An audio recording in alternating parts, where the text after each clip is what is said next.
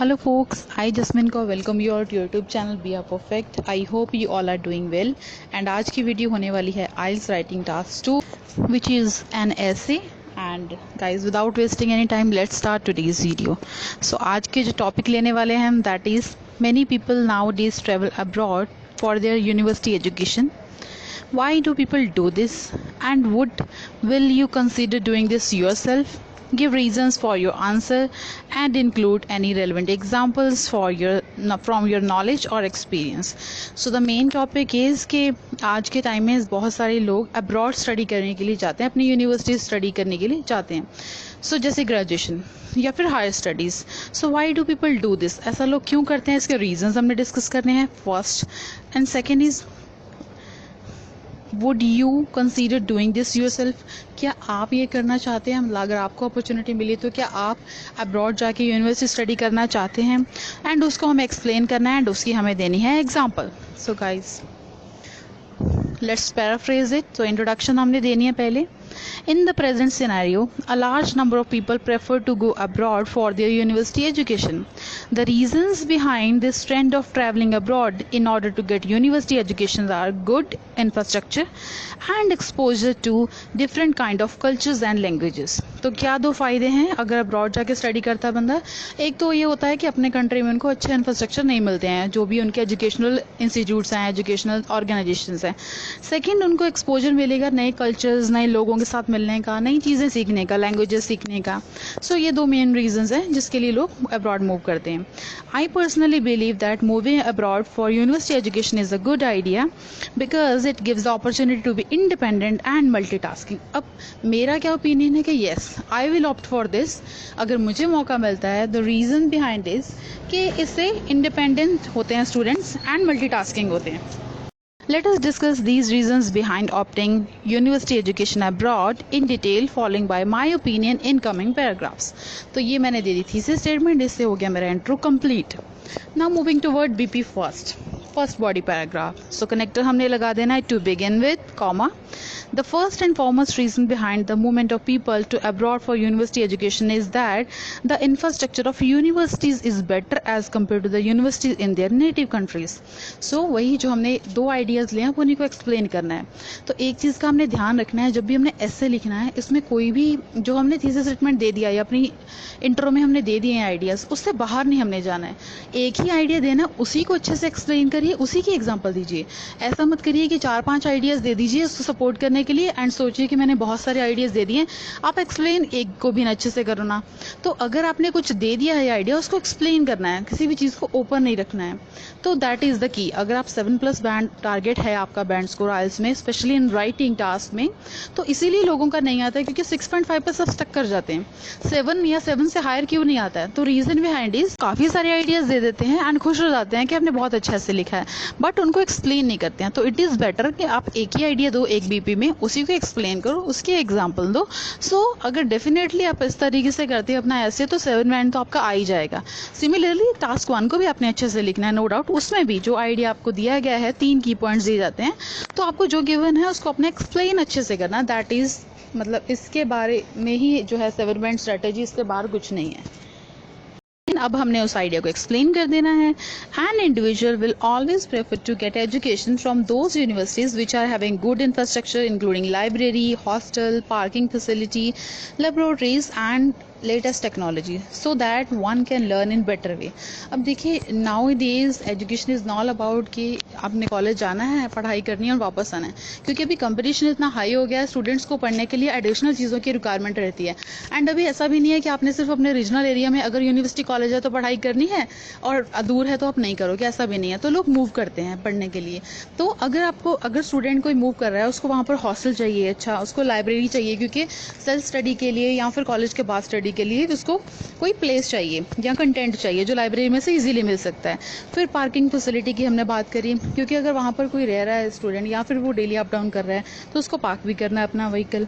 सो labs भी अच्छी चाहिए एंड लेटेस्ट टेक्नोलॉजी. अब क्या है, जो भी स्टूडेंट है वो ऑप्ट करते हैं पढ़ने के लिए वहाँ पर, यहाँ पर लैब्स में लेटेस्ट टेक्नोलॉजी होगी या फिर पढ़ाने के जो मेथड्स होंगे वो लेटेस्ट होंगे. फॉर एग्जांपल उनको प्रोजेक्टर से पढ़ाया जाता होगा या कंप्यूटर्स होंगे क्लासरूम्स में, है ना. तो इस तरह तरह की फैसिलिटीज़ की जो है आजकल रिक्वायरमेंट है, तो जहाँ पर स्टूडेंट को ये मिलेंगी वो ऑब्वियसली वहाँ पर ऑप्ट करेंगे।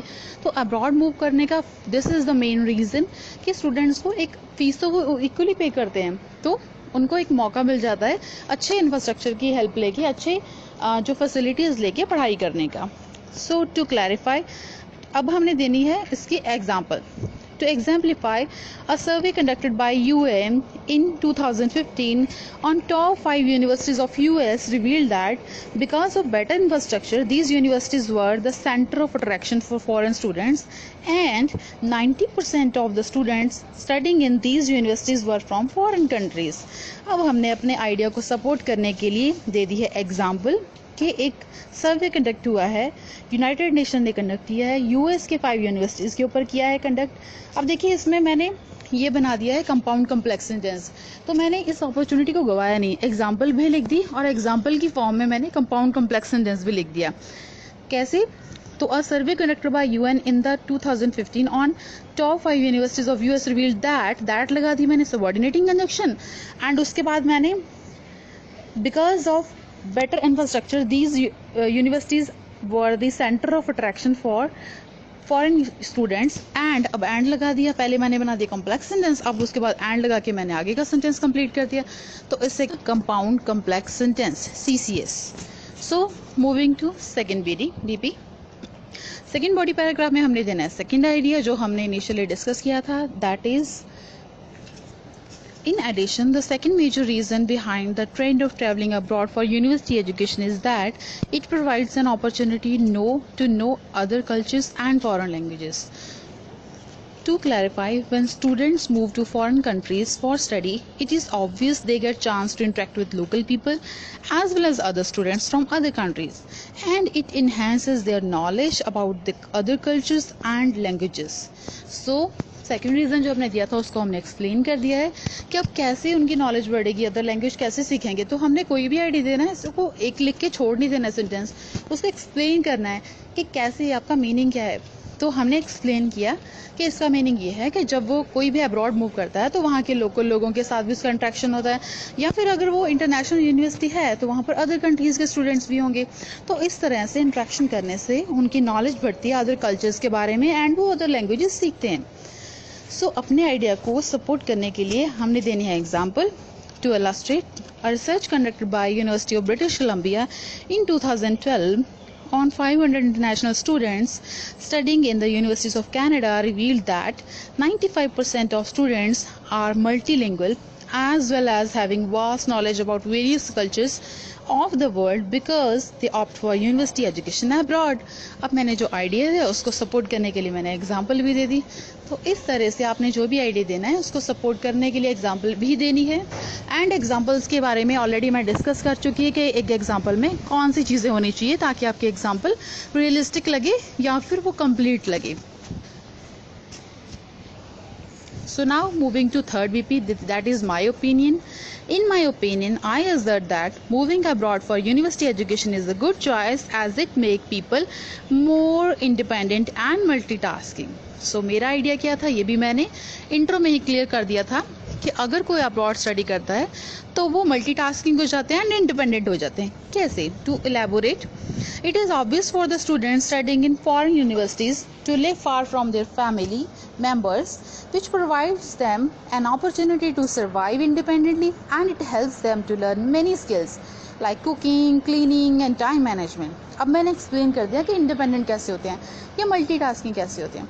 तो क्योंकि वो फैमिली मेम्बर्स के साथ नहीं रहते हैं, उनको स्टडी भी मैनेज करनी होती है एंड हाउस होल्ड भी मैनेज करना रहता है, तो इस तरह से वो इंडिपेंडेंट होते हैं एंड उनको काफ़ी सारी चीज़ें सीखनी पड़ती है क्योंकि अकेले रहना है, फॉरेन कंट्री में रहना है, तो कुकिंग, क्लीनिंग, सो वो अपने काम करने सीखते हैं, टाइम को मैनेज करके चलते हैं। तो इस तरह से वो काफ़ी सारी स्किल लर्न करते हैं जिसको मैंने एक्सप्लेन भी कर दिया है, जैसे cooking, cleaning and time management. अब मैंने अपनी आइडिया को एक्सप्लेन कर दिया है, अब मुझे इसको करना है सपोर्ट विद एन एग्जाम्पल।